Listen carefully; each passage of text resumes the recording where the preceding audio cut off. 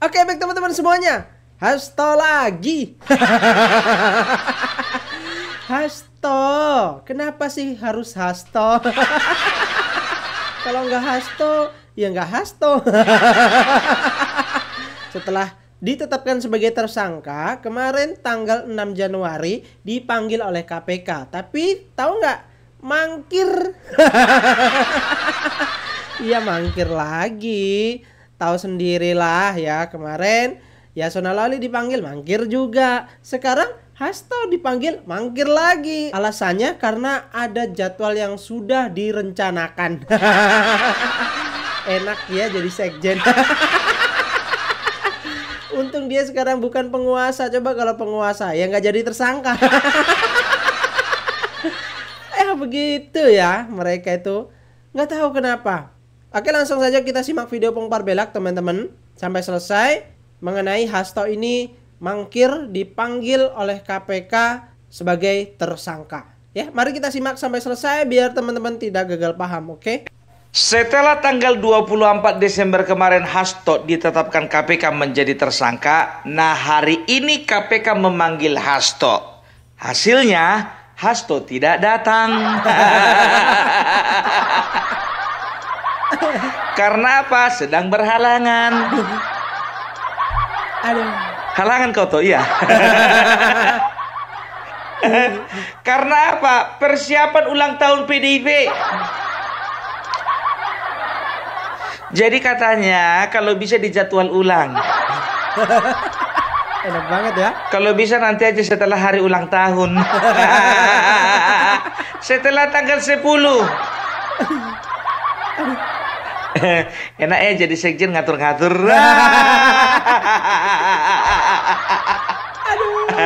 Tapi nggak apa-apa, nggak apa-apa. Ya itu dimaklumi ya, karena siapapun yang dipanggil berhak untuk menjadwal ulang.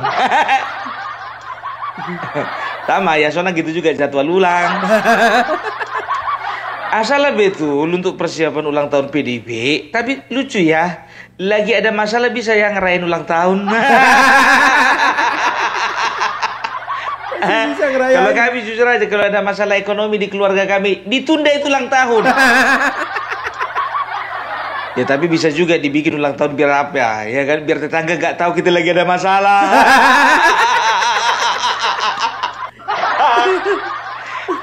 Udah kita happy-happy aja, pura-pura happy aja kita.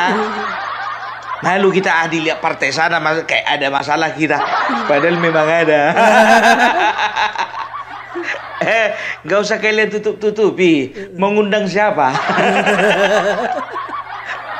Kita lihat nanti ulang tahun mereka. Ada gak ketua umum partai yang lain diundang? Mudah-mudahan ada. Aku berharap datang juga ya undangan ke partai PSI. Kalau boleh datang undangan. Kayaknya nggak diundang. Dan tahu ndak kalian, jujur aja lo aku bilang, aku makin kesini makin yakin kali Hasto ini ya memang betul-betul cocok untuk ditersangkakan. Karena apa bilang?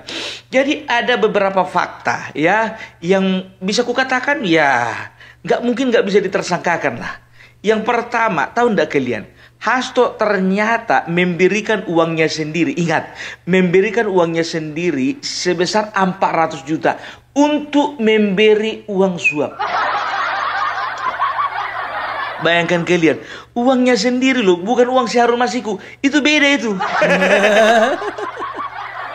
Sekarang jadi pertanyaannya, kenapa yang namanya Hasto rela memberikan uang 400 juta untuk dijadikan uang suap, sementara dia sama Harun Masiku juga adalah hanya relasi biasa-biasa saja? Tahu ndak kalian? Ku bilang sama kalian, rupanya kemarin itu kukira lah Nazarudin Kemas yang mau digantikan si siapa namanya Harun Masiku. Itu kemarin itu meninggal sebelum pelantikan. Rupanya dia meninggal sebelum pencoblosan. Nah setelah pencoblosan ya, itu peringkat suara itu nomor 1 itu ternyata Rizky Aprilia. Dan Rizky Aprilia ini adalah bisa dikatakan kader organiknya PDIP. Nah ternyata Harun Masiku dia itu bukan kader organik PDIP. Dia itu loncat dari Partai Demokrat. Oke.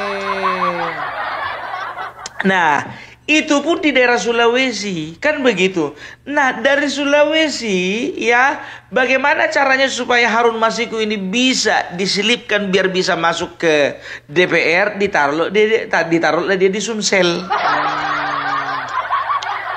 Kan begitu. Ternyata bukan cuma Harun Masiku saja mengeluarkan uang suap. Ternyata Hasto juga mengeluarkan uang pribadi 400 juta. Udah cocok komplotan. Sekarang, ayo, kenapa Hasto rela memberikan uang 400 juta untuk Harun Masiku? Pasti ada sesuatu. Ternyata, nanti aja aku kasih tahu. Kalau di sini nanti terlalu cepat kalian tahu. Kasih tahu dong. Dapat bocoran dari mana, Bung? Ada aja lah. Ya. Ternyata tahu enggak kalian, antara Hasto dan Harun Masiku diperkirakan ya, supaya jangan hoax ya, diperkirakan mereka ini sedang barter kasus, barter kepentingan. Kepentingan apapun nanti kita perjelas. Itu yang pertama. Baru yang kedua ya.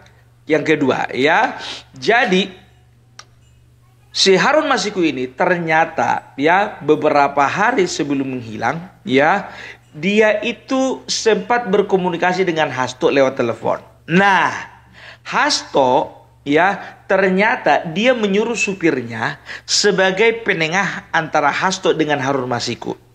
Kan begitu ya. Dan ternyata yang namanya Harun Masiku ya diarahkan Hasto untuk menghilang dan HP-nya Harun Masiku ditenggelamkan ke dalam sungai. Jadi sudah jelas ya, ada dua ya, kasus penyuapan dan kasus obstruction of justice. Tapi Hasto selalu mengatakan bahwa saya tahu saya akan ditersangkakan karena ini adalah resiko ya, resiko ketika saya bersuara atas negara ini. Sekarang itu sudah dibuktikan. Nggak usah banyak ceritamu, nggak usah banyak cengkunekmu. Kau itu ya dipenjara oleh karena kau itu mempertahankan demokrasi. No. Kau itu sedang memperjuangkan hukum dan demokrasi. No.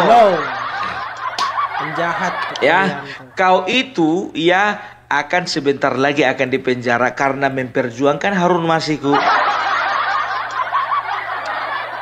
dan juga memperjuangkan kebohonganmu. Nah, sekarang begini, ku bilang sama kalian ya, yang namanya Hasto katanya dia punya dokumen ya berupa file suara, rekaman suara, video, dan juga foto-foto mengenai pejabat-pejabat negara yang melakukan skandal di negara ini, baik itu korupsi atau penyelewengan terhadap kebijakan, kan begitu. Nah, sekarang begini ya, kita main logika dulu, selama 10 tahun Hasto menjadi sekjen, 10 tahun itulah PDIP menjadi penguasa. Sampai sini jelas? Jelas. Ya, jadi menjadi penguasa. Sudah bisa dikatakan bahwasanya orang yang melakukan penyelewengan itu adalah orang yang berkuasa. Itu semua tahu. Mana bisa orang yang tidak punya power, tidak punya kuasa melakukan penyelewengan? Apalagi terhadap kebijakan. Itu poin pertama ya. Melakukan penyelewengan sudah pasti partai yang berkuasa. Nah, mereka mengatakan bahwasanya Joko Widodo ya terbukti mengangkangi KPK dan juga terbukti melemahkan KPK. Nah, sekarang ya, oke, KPK yang sekarang sudah ganti. Nah, KPK yang kemarin dikenal dekatkan sama ketua umum kalian. Waktu pertemuan pada bulan Oktober kalau nggak salah di gedung DPR itu, ibu ketua umum kalian itu memperbaiki dasinya Firly Bahuri. Oktober diperbaiki dasinya, November tanggal 22 tahun 2023 ditetapkan jadi tersangka. Baru. Iya kan? Ya. Jadi bisa dikatakan berarti selama Firly Bahuri memimpin KPK, ya, ternyata di saat yang bersamaan kalian sebagai penguasa memperalat KPK untuk melakukan penyelewengan terhadap kebijakan. Dengerin tuh Hasto. Dan Jadi jangan kawan-kawannya. kalian bilang partai mana yang berkuasa, Demokrat enggak, Golkar enggak, PKB apalagi. Sudah jelas-jelas ya, yang dekat dengan KPK itu partai kalian. Nah, ya, masih ingat beberapa tahun yang lalu waktu pemilihan, ya, pemilihan ketua KPK. Nah, Masinton Pasaribu terlihat sangat jelas pasang badan bagaimana mengawal supaya Firly Bahuri dipilih menjadi ketua KPK.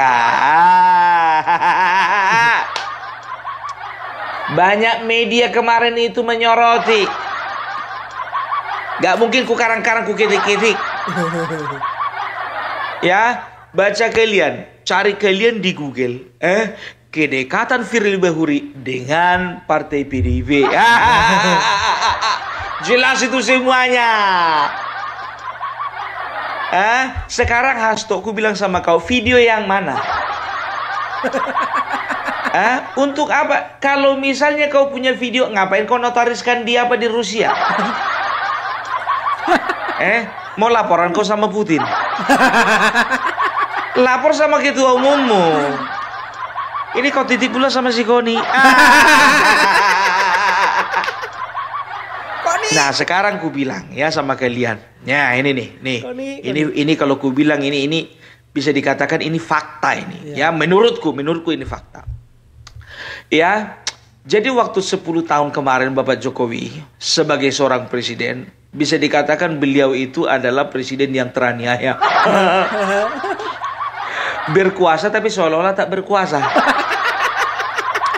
Kan begitu? Iya kan? Punya power tapi seolah-olah nggak punya power. Karena apa? Kalau bisa ku prediksi, ya kalau bisa ku kasih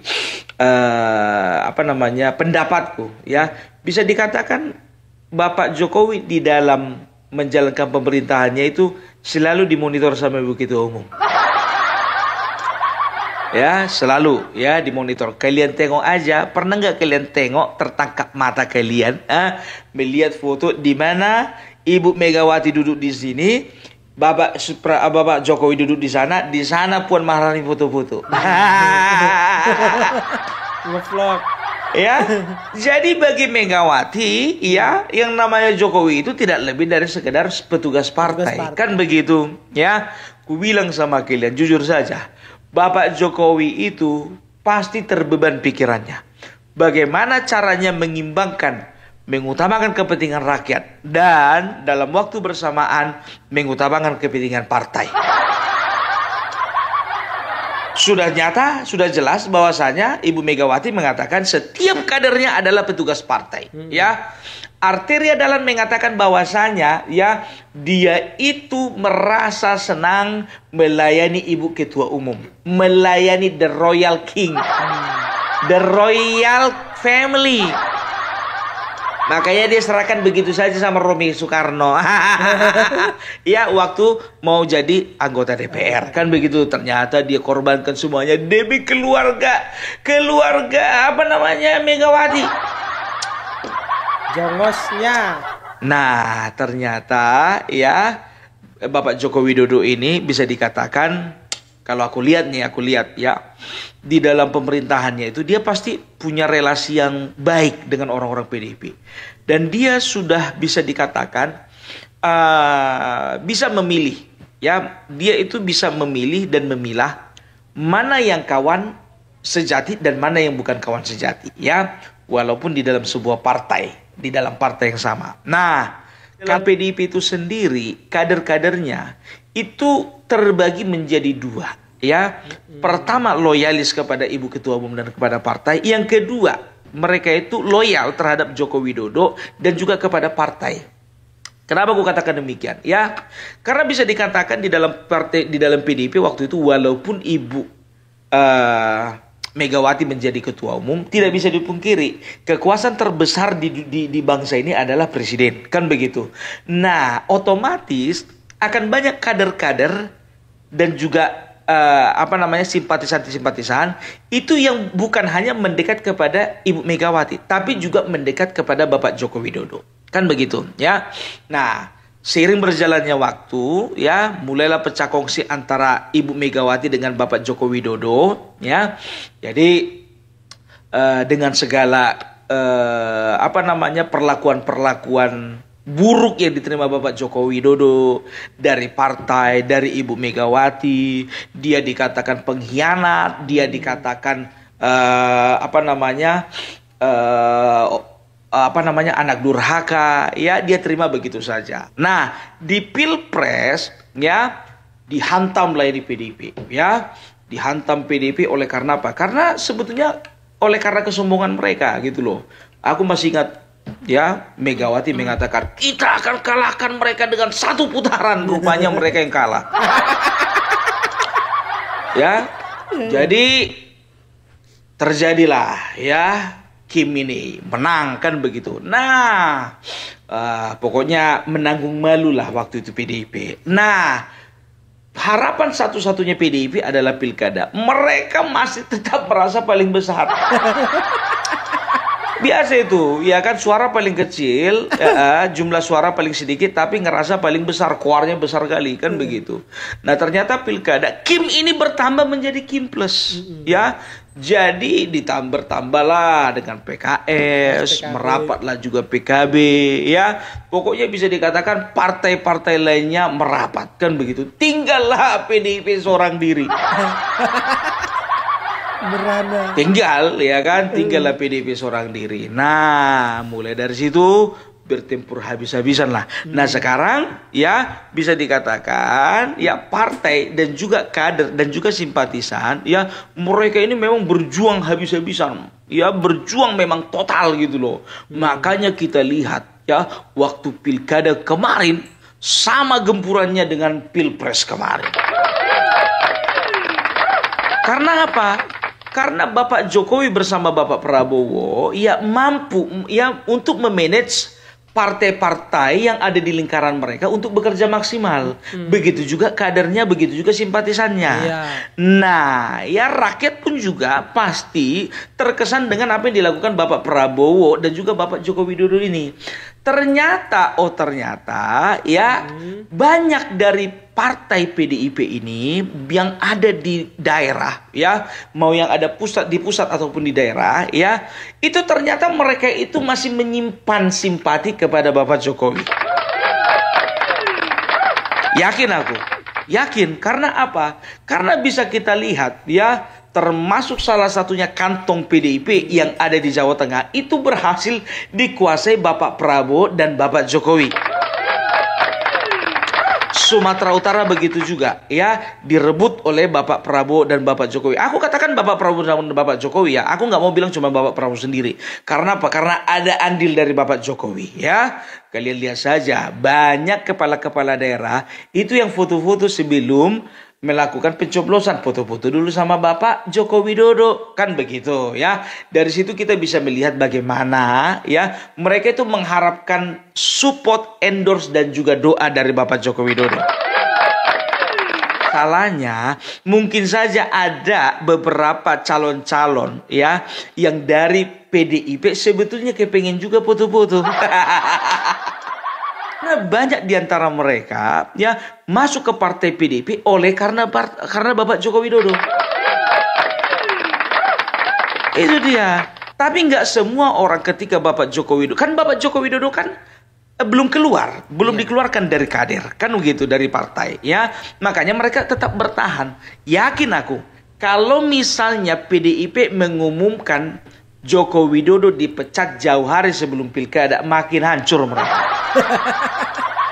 Makin hancur karena apa? Ya karena bisa dikatakan ya orang-orang yang masih loyal kepada Bapak Joko Widodo ini masih mengharapkan Bapak Joko Widodo kembali ke PDIP. Kan begitu, karena memang KTA masih dipegang. Ya, keputusan dari partai juga memecat atau tidak juga belum ada, kan begitu. Cuman yang kutarik, ya, kenapa mereka tidak memecat Bapak Joko Widodo ketika masih jadi presiden? Kemarin alasan mereka apa? Mereka mengatakan bahwasannya kami menjaga marwah presiden. No, bullshit. Bullshit. Kenapa mereka tidak memecat Joko Widodo waktu jadi presiden? Karena di dalam kabinet Joko Widodo masih ada orang-orang PDIP. Masih takut ya. Nggak usah banyak cerita lah. Menjaga marwah. Banyak kali cengkunekmu menjaga marwah. Ya, itu dia. Nah, jadi bisa dikatakan sebetulnya banyak simpatisannya Bapak Joko Widodo ataupun loyalis Joko Widodo itu masih bercokol di dalam PDIP. Diam-diam kalian ya. Diam-diam. Itu dia. Ya, jadi bisa dikatakan ya, kalau misalnya Hasto ingin membongkar ya, pejabat-pejabat negara yang melakukan korupsi dan juga melakukan penyelewengan terhadap kebijakan-kebijakan, itu bisa kubilang sama kalian, kebanyakan nanti orang PDIP. Karena apa? Memang euforia sekali selama 10 tahun. Kan begitu, baik yang ada di dalam lingkaran Joko Widodo dan juga yang ada di dalam lingkarannya PDIP. Nah, kalau misalnya Hasto mengatakan ada pejabat negara, ya, ini pasti dia akan memburu dan mengejar orang-orang yang dekat dengan Bapak Joko Widodo. Nah, sedangkan Bapak Joko Widodo itu kebanyakan bergaul sama orang PDIP. Kita lihat nanti ya, kita lihat kalaupun misalnya dia memiliki bukti tentang seorang pejabat negara di lembaga sana, itu tetap ada hubungannya dengan orang-orang PDIP. Pasti. Serius. Ini kalau misalnya ini perlawanan kalau misalnya ditunjukkan oleh si Hasto. Nah, sekarang begini. Kalau misalnya ya perlawanan yang ditunjukkan si Hasto itu kekuatannya tidak seberapa dengan perlawanan yang ditunjukkan Bapak Jokowi, gimana ceritanya itu? Iya, jujur aja gue bilang sekarang begini. Kalau berbicara penyelewengan, berbicara korupsi, berarti ada anggaran yang dikorupsi. Siapa ketua anggarannya? Ketua anggarannya masih dari PDIP, Said Abdullah. Dan tahu ndak kalian, aku agak curiga ini dengan ketua Banggar ini ya. Sudah disepil. Ketua Banggar, badan anggaran. Dia yang ngatur semua anggaran ke sana. Adalah ya. Kecuali kalau ketua Banggarnya itu contohnya dari partai P3, dari Golkar ya atau dari Gerindra ya, mungkin ceritanya akan berbeda. Tapi ini ketua Banggar kan masih dari mereka. Masih sejalan nih. Ayo bongkar. Jadi kita lihat nanti orang-orang yang mana dan orang-orang seperti apa yang mau ditunjukkan si Hasto ya. Apakah orang-orang yang memang tidak ada kaitannya dengan PDIP atau orang-orang yang tetap ada kaitannya dengan PDIP. Makanya pusing sendiri dia. Dia memilih. Karena yang berkuasa PDIP. Mana bisa partai tidak berkuasa melakukan penyelewengan? Masuk akal ini ya. Itu dia. Loh, Bung, berarti kau mau mengatakan bahwasanya Bapak Joko Widodo juga ada andil di dalam penyelewengan yang mereka lakukan? Belum tentu. Belum tentu. Karena apa ya, ketika Bapak Joko Widodo contohnya di dalam tekanan atau di dalam pressure ya, memberikan posisi kepada si anu orang partainya tersebut kan begitu. Ya udah dia lepas tangan. Ya, kerjakanlah kerjamu, ku kerjakan kerjaku kan begitu kan. Yang penting dia ya memberikan kuasa, memberikan kewenangan kepada orang-orang di bawahnya itu ya dimonitor, tapi kan nggak bisa monitor sepenuhnya dan dia tidak bisa jamin akan ada penyelewengan, kan begitu. Jadi kita lihat aja nanti ya. Tok bongkar lah, Tok bongkar. Bongkar ya, itu yang kami harapkan darimu ya. Oke, jadi itu dulu Tok ya. Selamat untuk Hasto ya. Mudah-mudahan di penjadwalan berikutnya boleh datang ke KPK. Oke, jadi itu dulu dari Opung Parbelak. Salam NKRI, NKRI harga mati. Oke, ayo Tok Hasto, bongkarlah bongkar. Ayo, kan ini katanya mau bongkar habis-habisan ya. Mau bongkar mega korupsi yang melibatkan pejabat negara ya. Pejabat negaranya kan semuanya dari kalian. Oke, itu saja teman-teman ya. Bagaimana menurut teman-teman? Silahkan tulis di kolom komentar. Terima kasih. Wassalamualaikum warahmatullahi wabarakatuh.